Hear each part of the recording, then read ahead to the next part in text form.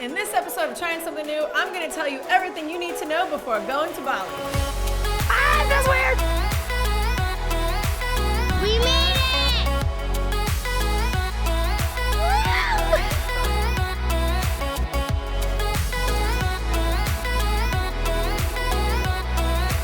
When you fly into Bali, you will be arriving in the Denpasar airport, which is smack in the middle of a very busy city. Welcome to Bali! But don't worry, you are a quick shuttle ride away to the beaches and the palm trees that you've been waiting to see. If you haven't been to our channel before, we are a family that travels the world full-time with our 3 kids. So we'd love for you to come along for the journey. Hit that subscribe button. And make sure you stick around to the end because I'm going to give you a rundown of places you don't want to miss. Passports. You want to make sure that your passport is valid for at least 6 months upon arrival in Bali. You also want to make sure that you have enough room for the stamps once you get there. And if you plan on staying longer, you want to make sure you have multiple pages available for those stamps. Money. In Indonesia, the currency is called rupiahs. The exchange rate right now is about 14,000 rupiahs to $1 US. There's different ways that you can get their currency over there. Either use your ATM card and it dispenses rupiahs, or you can go to the exchange houses where there is a small fee for exchanging, but we never bring US dollars with us, so we just always use the ATM. Culture. Most of Bali is Hindu, so please be aware and respectful of their culture. There is something that you will notice as soon as you arrive in Bali, and those are the offerings, the colorful offerings everywhere.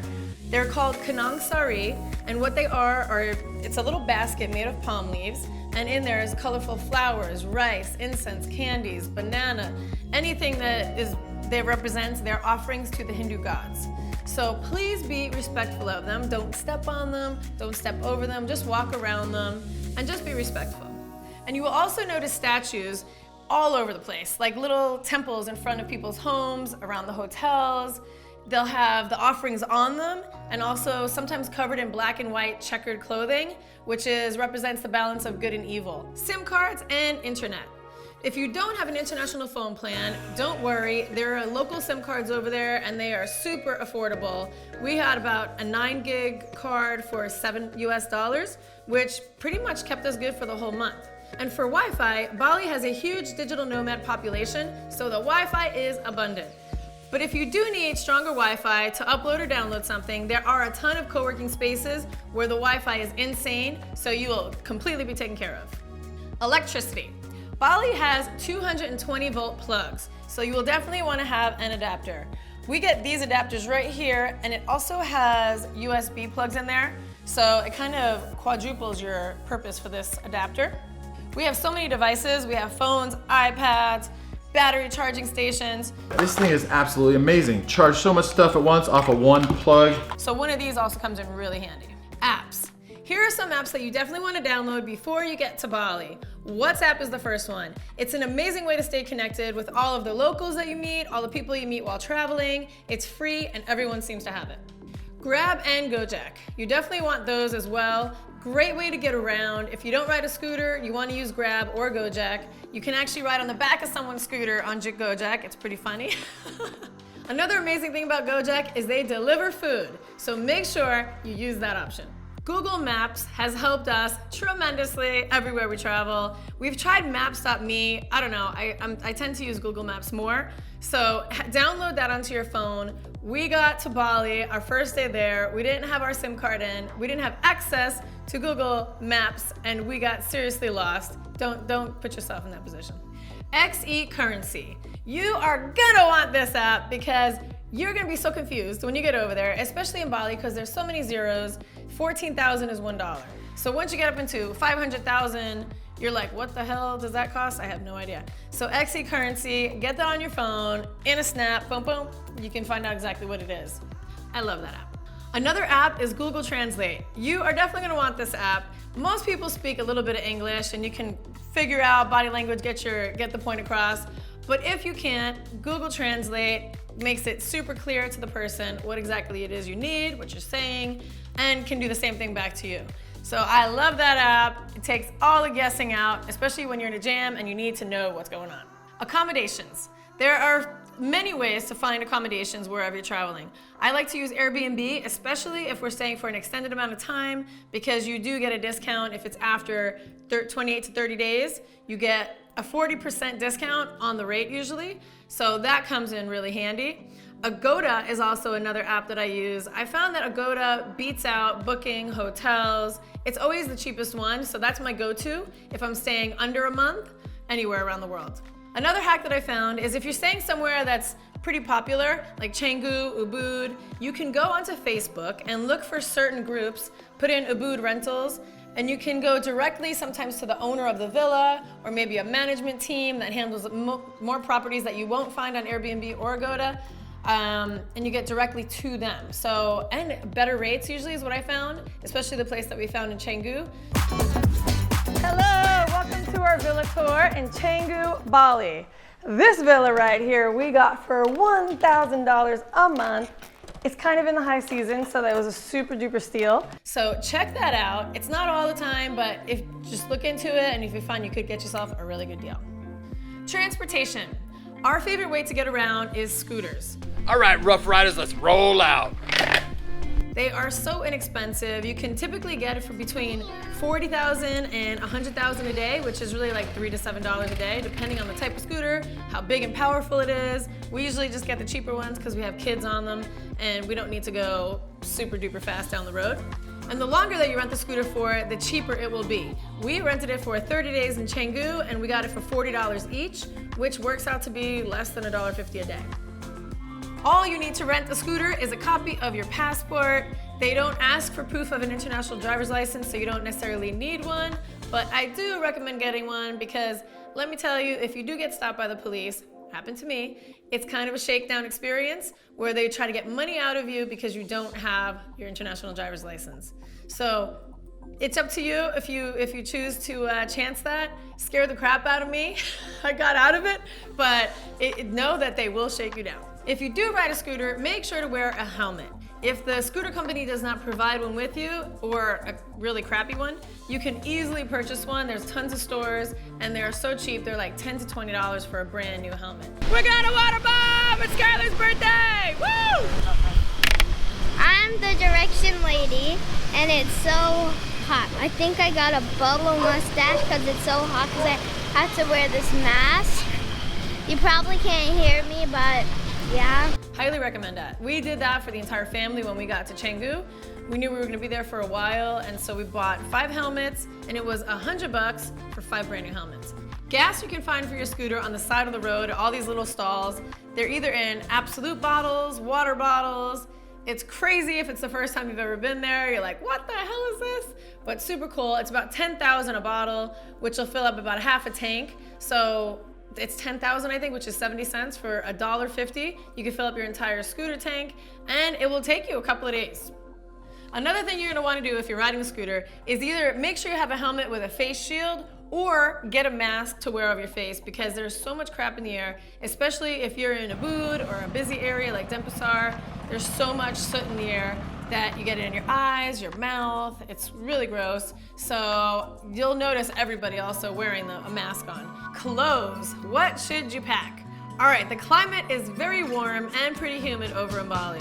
So just pack super light, a couple of bathing suits, shorts, tanks, flip-flops. We bring a pair of sneakers because we do like to work out and run. Other than that, we live in our flip-flops. So hiking, if you want to hike, I hike in my flip-flops. My whole family hikes in their flip-flops. So unless you're like a serious hiker, I don't think it's necessary, but a pair of sneakers will be all you need. Where are we? Oh my God. Ooh, Ryder.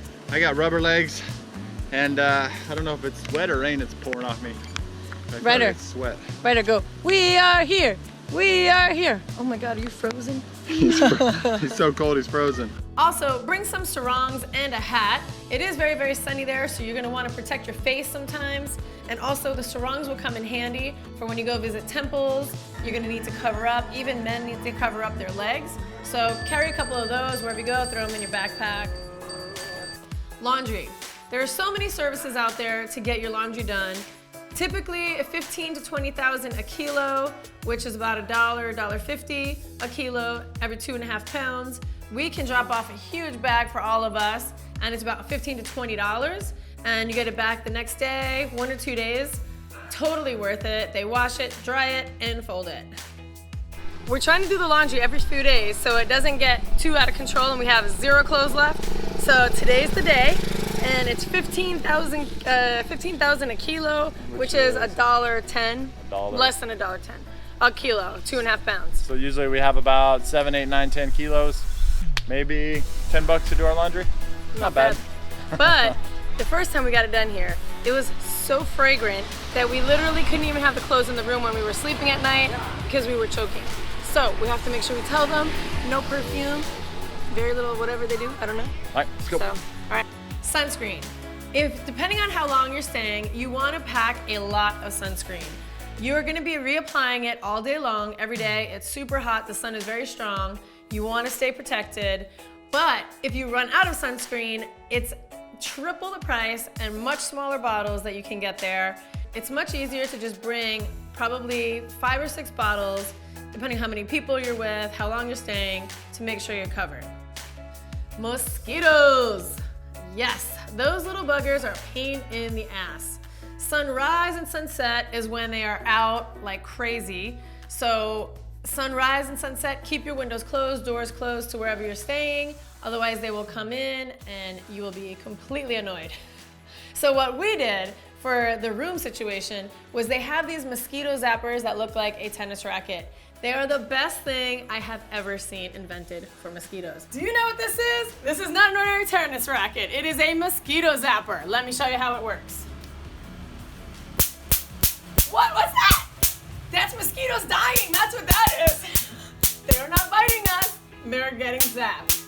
Those little buggers would have been eating on you through the night if you didn't zap them. So make sure to do that. And whatever bug spray you like, bug lotion, I haven't found one that I'm in love with, so I'm not going to recommend anything. But if you did, bring it from home. They sell stuff there, but I'm a little conscious about what kind of chemicals we're putting on our skin, so I don't trust them all. But the mosquito zapper is a great way to keep your accommodations under control, because our kids were waking up with hundreds of mosquito bites, it seemed. Can you see? Wow, there's so many bats. There's a lot of bats. The bats are eating mosquitoes, so thank you, bats. This is the most bats I think I've ever seen. And you're so, and we're so thankful of you. Thank you, bats. It's like mosquito repellent on you, but the bats. Hey, look at, show them. One more thing regarding the mosquitoes.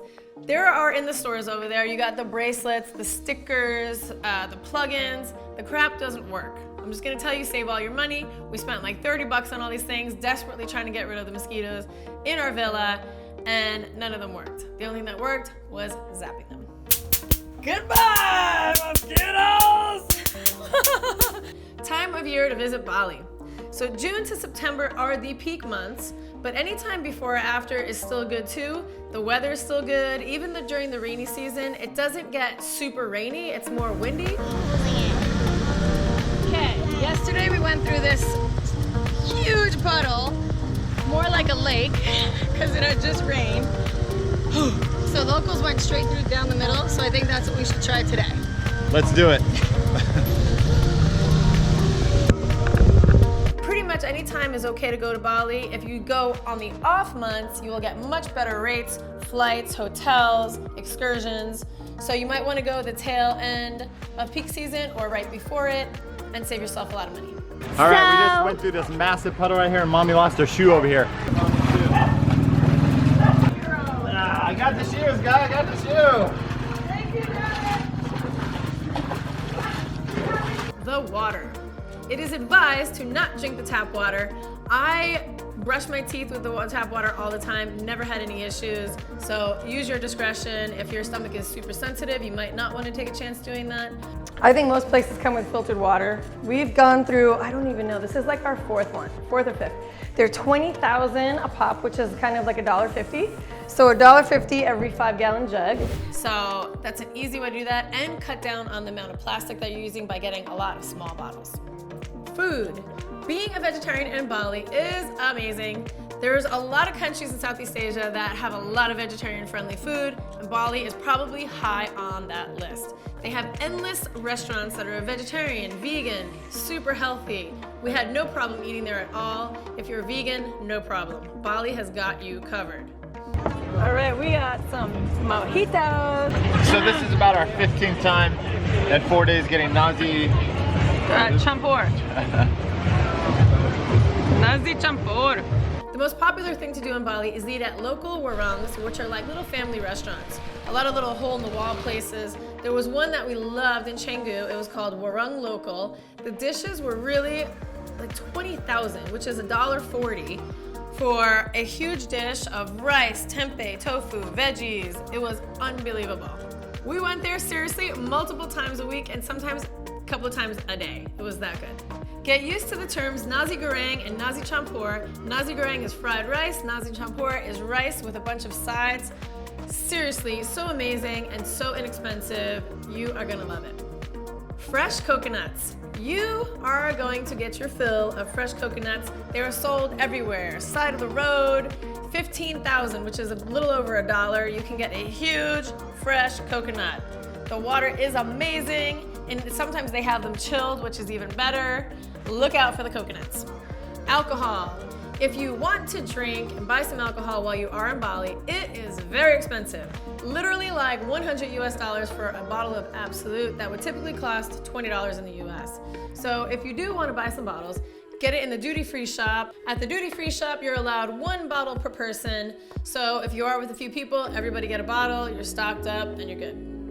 Reusable bags. You definitely want to have some reusable bags with you when you go out shopping. Bali has a huge plastic waste problem. If you go snorkeling in some of the islands, you will see the trash floating in the water. So they finally banned it, no more plastic bags or straws. So be prepared, have a couple of bags in your scooter, so whenever you go shopping, you can buy them in the stores as well, but if you have a few on you, you don't have to keep rebuying them. Toilet paper. There is usually not any toilet paper in the bathrooms wherever you go, unless you're in a nice restaurant. So if you want to use toilet paper, which most people do, you want to bring it with you to make sure you are prepared. You don't want to be stuck in a situation, not realize there's no toilet paper there until it's too late. Have it in your bag. And after using your toilet paper, make sure you put it in the trash basket in the bathroom and do not flush it. Areas to visit. So when you get to Bali, there are so many areas that you would want to see. They're all so beautiful. Here's a couple of that we've been to and highly recommend. Canggu. Canggu is a beach city. Super cool, hip restaurants, a lot of those Instagram-worthy restaurants where a lot of those pictures are taken. It's really cool. The surf is easy, so if you want to surf, it's good for beginners. You can rent surfboards, boogie boards for about $50,000, $100,000, which is like $3 to $7. Ubud, smack in the middle of lush mountains and gorgeous rice fields. There's so much to do. Monkey forest, hikes. You definitely want to check out that place. Oh, he feels so nice. Oh, there we go, right on my shoulder. Uluwatu, if you are a surfer, you definitely want to be a good surfer because these waves are no joke. The whole area of Uluwatu just feels very magical. There's the cliff sides with restaurants and bars nestled in the side of the mountain, staircases that bring you down. We love Uluwatu and cannot wait to go back. The Nusa Islands, there's Nusa Lembagan, Nusa Penida, and Nusa Senegin, which are all super cool. Over there is where we snorkeled with manta rays, did boat tours. The water is crystal clear. Nusa Penida is where you're gonna get those unbelievable aerial shots of the beaches down below, that long wooden staircase that brings you down. So gorgeous, you wanna check that out. The Gili Islands. The Gili Islands have to be some of our favorite islands to visit. Our kids fell in love and didn't want to leave us this last trip. The Gili Islands are super cool because there's no motorized transportation. So you rent a regular bicycle, yes, a regular pedal bicycle. Horse and carts are also another way to get around. All right, we'll see you guys later. Bye, guys. So that was what you should know before you go to Bali. If I missed anything, please put it in the comments down below. Help out the community, because it's always helpful to know what you need to know before you go.